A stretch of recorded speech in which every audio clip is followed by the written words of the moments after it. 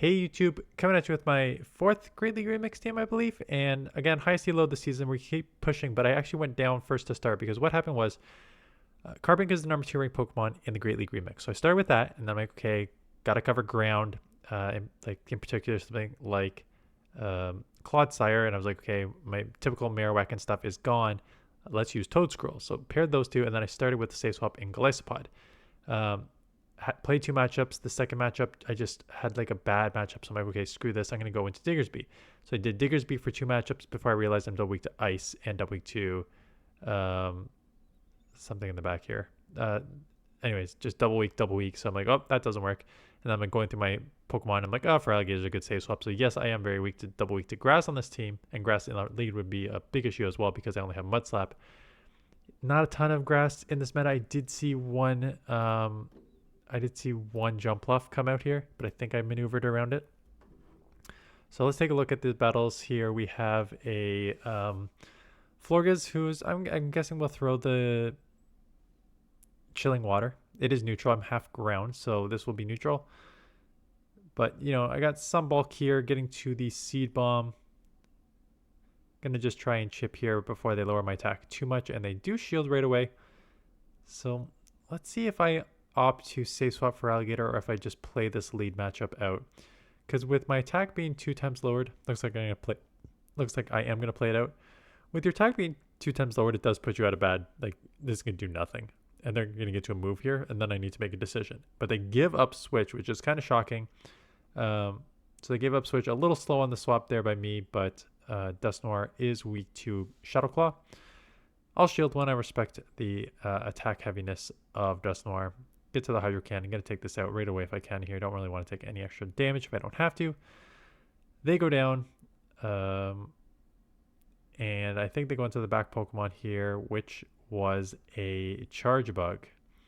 Now the good news about feraligatr, for those of you who kind of a weird one, where it was the go-to dominant Pokemon forever as a safe swap and then just kind of disappeared in the background for a little bit and has not been used much at all. Other safe swaps taking its place, like Fret and stuff. So feraligatr can do quite well, and especially in limited metas where some of these other Pokemon that beat it are not in the meta. I did safe swap into carbink right away, just knowing that not safe swap, but I just got into carbink right away, knowing that, you know, they are weak to rock and Charge Bug, and this thing is just so tanky that it could just take so much damage. So that chilling water does land. I reset my attack fall. Yeah, don't do what I just did there. So I reset the double attack fall, and then I'm like, okay, I just want to reset that and go back into carbink, but I was just pressing blindly, and I pressed blindly into toedscruel, so they just got a full volt switch down there for no reason. Pretty dumb. Don't do that. Nidoqueen. They get out Sableye, so staying in a little bit to chip, a little bit to get extra energy there, and then getting into carbink where the foul play is resisted. They're going to have to go for their harder hitting move, whatever it is. This time it just happens to be Dazzling Gleam. That is fine. As you see, it does less than 50%. Carbink is very tanky. 6, 12, 15 IVs here. I can take a second Dazzling Gleam, which is great. The Nidoqueen is going to come back in to take down the carbink here, but as you're going to see here, it's only using poison, which is neutral. So yes, it's going to get an insane amount of farm here, like 10 or 11, but I lived all of them and got to another Power Gem. Why am I running Power Gem instead of Rock Slide? You know the answer to that. I don't have the TMs, and I'm 9 times out of 10, I'm not even looking at the moveset. I'm just playing with it because I don't have the TMs for it. I'm only looking for like TMs if it's like a very specific like legacy move, like the Ember, Dragon Breath, Charizard, like those I'm looking at the moves. But outside of that, for a lot of these other Pokemon, I'm just like, whatever I have on them is fine for now. I only have like 60 charged TMs left, which still sounds like a lot, but when I was at like 200 at one point, down to 60, and it could take, I guess this one it wouldn't take because I actually looked at the moveset and it is just one. They only have 3 charge moves: Carbink, Power Gem, Rock Slide, and Moonblast. So I could have just done it for 1, but some other ones when the Pokemon has like 5 options and I get the same 2 options like 12 times in a row, it's just very frustrating. So I decided just to save the TMs, Power Gem is like one extra move. It's not too bad. Anyways. And in between all that discussion, there was a match. Okay, number 3. There it is, Jump Bluff. So I stand here mostly just out of panic, which is not smart. I should have just come feraligatr right away. And then I get to the wrap and I'm like, oh yeah, I will live an energy ball. Rather stupidly, like this thing has only been not useful this season. Yeah, duh, man. Acrobatics. So starting off, absolutely terrible there. Just, I should have safe swapped into feraligatr right away.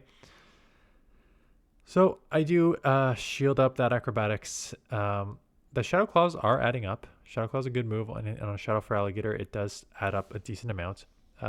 Just going straight Ice Beam to try and take this out. I will shield up a potential second move here. And again, I'm hoping just with the extra farm, I can just take it out. But they show Clodsire, which is huge. And what you're going to see here is basically my only win con option here, where I go double Hydro on the Clodsire. They thankfully let this go. And in the back is a fire Pokemon. So 2 things weak to rock here. A fire Pokemon Typhlosion, which Blast Burn is resisted on rock. So that does not do much. And then they have a flyer in the front. And so they are just out of frustration realized that they're double weak to rock here. Lantern, we've seen a lot in the Jungle Cup, and it is back here. They say swap Gligar, so a little slow on the switch here. Seems to be one of my issues this season. Although I'll talk about the win-loss maybe towards the end about how I am doing better this season in some aspects, and I'll explain that. But because they actually just go straight dig both times, I am able to outpace here. So at the second Hydro, they are at a second charge move, and that second charge move is dig again, which is more energy than Hydro. So the fact that they went for the dig both times is actually huge, that I'm able to get to another Hydro and keep switch, which is, I was going to say important. It's somewhat important just because toedscruel has Mud Slap, Seed Bomb, which are both super effective. Lantern is weak to water. So I'd rather just align with toedscruel if I can. And then we'll see what's in the back here. So get 1 Hydro off. It's decent chip. Take them to now 50%. We take that. Toedscruel comes in. Surf will hurt. It is neutral. And they're probably going to get out. Maybe they'll stay in to try and take me out. But I'm already out of move. So unfortunately for them, I'm just getting them out of here. And we'll see what's in the back. And in the back is I got kind of lucky. I went on a little bit run here. I did end 5-1 with this team. I only have 6 battles with this team and then 2-2 with the other. Out of the 2 sets I did kind of get lucky with some of these backline Pokemon. Lapras comes in, so get the carbink on it where Rock Throw is super effective. They do have Sparkling Aria, which is also super effective, so I need to be a little careful here. See, the first one does like 40-ish%, which means I'll live one more. It'll put me low, but I'll live it. Going for the Power Gem right away here. And they do shield. Now, right away I go into thinking, do I need to shield this? And the answer should be no, because yes, toedscruel is going to beat Clodsire very easy, but so is your Greninja, so is your feraligatr. But then out comes the Greninja, and I'm like, okay, this is going to be a little tricky because I really don't want to take a Hydro from this thing. So shield up the first move. I am out of move. We both have 3-turn fast moves, so it doesn't really matter when I throw this move. They're going to shield up. And so I thought I'll just catch a Hydro and save my toedscruel as like a win con. Catch a Hydro Cannon that will be resisted, but they throw the Night Slash. So I'm like, okay, Water Shuriken's resisted. Hopefully I get to a move here. And if I can't, hopefully they don't take me out so I can get a move off. And they do take me out. And they get the double attack boost. And while getting the double attack boost, they get to another move. So now I'm forced to burn the shield to shield up this one. This Greninja is causing me a ton of problems. And yes, while I do have a move, what you're going to see is that these moves do not do much on Clodsire at all. Maybe I should have gone Wrap to lower the defense that I can just Mud Slap better. But I was like, Seed Bomb, it'll chip, it's neutral, and then just does like nothing. That did like 15% if that. So the Mud Slap's what I'm going to have to rely on. But now they're at a charge move. They throw the Earthquake, if I remember. I guess the only reason you throw Earthquake is if you also have Stone Edge that is very resisted. Maybe Stone Edge Earthquake combo there instead of Sludge Bomb. And while I do have a move for this Lapras, you're going to see that I am one slap away from taking them out, but they are one fast move away from taking me out. And the 2 will register before the 3 can. Feraligatr lead. Gonna stay in this matchup. It is neutralish because they do have a double super effective Ice Beam. The claws are not adding up as much as these Mud Slaps are, but they will outpace to the Hydros, which is where the bait can come in. They then get into Sand Slash. Do make a catch on the carbink, trying to figure out what the best Pokemon to come in with. I know carbink is weak to ground, but just thought that it would still be okay in a neutral matchup and just to take damage. I've already burned one shield. I don't really want to come Feraligatr and then play like a drill run game and stuff like that. So just coming in with this, half sacrifice, half taking damage, half trying to grab shields here. Do not grab a shield. Out comes the Diggersby. Oh, I remember this matchup. So I'm like, okay, they're just over farming. I'm just going to bank that move because maybe I can use that move for later. So Diggersby has a ton of energy. There's one Scorching Sand, and here comes another move. And I'm like, I really want to get this Hydro off. So I shield. And then they give up switch into Feraligatr. So I'm like, okay, that's not good. But I had gone to basically like 80 or 90 energy on toedscruel at the beginning. So they have to dump this Hydro Cannon to take me out. And I'm basically at 100 energy. So yes, they have 2 shields, but I'm just going to start throwing. So here comes the first move. They let it go, the first one. Here's one and throw. Here comes the second move. Here's one and throw. Here comes the third move. And C-bombs are super effective, so they are forcing the shield here. So able to land 3 of them, grab 2 shields. Land 1. Grab 2 shields. They threw a move. No idea whether they threw Scorching Sands here. Maybe they're running Scorching Sands Hyper Beam. But because they threw Scorching Sands, able to get into the Moonblast and take this out. So despite going down 2 shields there and what was a kind of ugly matchup, able to take it. This one I had Glycopod as a safe swap. I won the first matchup but then lost the second matchup. A lot of the matchups I won was like Carbink. Like Fortress. See, this was the main issue. And this is why I think I switched it because, you know, as a Bug Bite user, I maybe could have come in Carbink as a fairy to resist and then just Rock Throw it down because it would have been neutral because they're half Bug. So half of this is my mistake. But even so, the Bug Bite doing super effective on my grass while the Fury Cutter resisted on the steel. I didn't love it. I think I ran into it twice or I had some problems with it.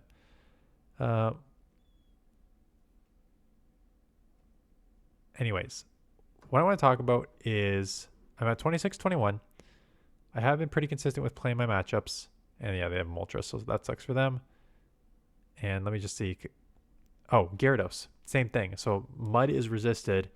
And then the Fury Cutter is also resisted. So I had like a double, the flying. It was the flying. So Carbon can deal with the flying. But the Mud Slap, Fury Cutter would both be resisted by flying. So that was causing me problems. So I had to switch it up. And then I went to Diggersby, and I'll talk about Diggersby in a second here. 26-21. Pretty consistent at playing my games. Still have the 2 videos a day content creator issue where I can only play with a team for 2 sets before I have to switch it up to be able to put out 2 videos a day. Which I don't mind doing, but it's just frustrating when you get a team that goes like 8-2 and then you immediately stop playing with it to find a new team. That new team goes like 1-4 and then you're just like, well, that sucks. But I have been doing what I need to be doing in terms of the win-loss sets. I'm minimizing my 5s, 1-4s, and I'm maximizing my 5-0. Well, actually, I have 1 or 2 5-0s, but I'm maximizing my 4 1s anyways. What happened last season, if you watch my channel, is I would go 3-2, 3-2, 3-2, 3-2, 1-4. 3-2, 3-2, 3-2, 3-2, 0-5. So I would win 4 out of the 5 sets and lose ELO because I would win like 10 ELO, 10 ELO, 10 ELO, 10 ELO, lose 40, win 10, win 10, win 10, win 10, lose 70. So it's just like very frustrating up and down there. Meanwhile, it seems like so far, at least in the last like few days, like last week here, it's been a lot of like, if I do lose, I'm doing almost the opposite of what I was doing. I go 2-3, 2-3, 2-3, 4-1, 2-3, 2-3, 2-3, 5-0. So, and then like some just like evenish sideways days. And I'm not saying that I'm not going 1-4 in 0-5s, but I seem to be minimizing those more than I have last season, which has been helpful in the grind. Terrible lead here. Going to Diggersby, which is bulky. They come by Barrel, which has Surf, but Roll It is resisted. I can live 1 Surf. I'm going to flip switch here and get Carbink on the Murkrow, which puts me at a great advantage. So that's been positive. The game is significantly better. I mentioned this in my video this morning. I am not... Last season was just like, I lost like 40 or 50 games on the 1-turn leg last season. I'm not 1-turn leg. I get a couple of them, but not significant. I got a bit of a lag the other day. I think as they're updating level 50, I think that's causing a bit of an issue. 50 to 80 there. It's causing a bit of issue in the lag. But overall, I've had lost. It hasn't had, knock on wood. Earlier in the season, I had just those freeze losses where it doesn't matter if I was like dominating a game or losing a game, the game would just like freeze and I can't do anything. I can't throw a move. I can't even exit out pretty much. And so it was just costing me game after game after game, and I lost like 7 or 8. I have not had it happen to me in the last like week and a half. So maybe they fixed it. Let me know in the comments below if you are still getting that freeze bug. That was even more frustrating. Losing to 1-turn leg, fine. I can play around that. When I can't even play, that's an issue. And speaking about issue, I'm double weak to ice here with Sandslash and Diggersby. So that was not helpful. So knock on wood that they've kind of fixed that. But let me know in the comments below if you're still getting that freeze and I've just maybe been lucky. I feel like going back to playing every day is helping me out a bit. Not only in terms of like my flow, because what I was having problems with last season was I was just bored of the leagues, bored of the meta, bored of everything. I just hated the game essentially. And so I'd play like Tuesday, Wednesday, Thursday to get enough content, and then not play Friday, Saturday, Sunday, or Monday, and then try to play again Tuesday. But by that time, you're like 5 days off, and I'm not in a rhythm. And here it seems to be like I'm more in a rhythm. And maybe that's why instead of going 3-2s and 1-4, I'm now going like 2-3, 3-2 with a 4-1, because I just more than rhythm. So yeah, it's been good so far. Seems to be like I'm playing the game more. Level 80. I guess we can talk about that because I'm not going to do a full video on that. Should I do a Dan Talk this weekend on level 80?